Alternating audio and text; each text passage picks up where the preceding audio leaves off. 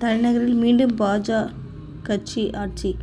டெல்லி சட்டசபை தேர்தல் முடிவு பிப்ரவரி 8, 2025 வெளியிட்டது.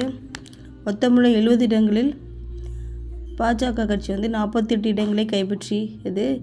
27 ஆண்டுகளுக்கு பிறகு மீண்டும் பாஜக ஆட்சியை பிடித்தது. டெல்லியில் மீதமுள்ள 22 இடங்களை ஆட்சியை பறிகொடுத்த ஆம் ஆத்மி 22 இடங்களை வெற்றி பெற்று என்ன பண்ணாங்கன்னா எதிர்கட்சியானது. ஆம் ஆத்மி.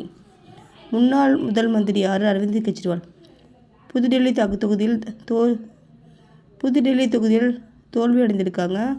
காங்கிரஸ் கட்சி ஒரு தொகுதியில் கூட வெற்றி பெறவில்லை.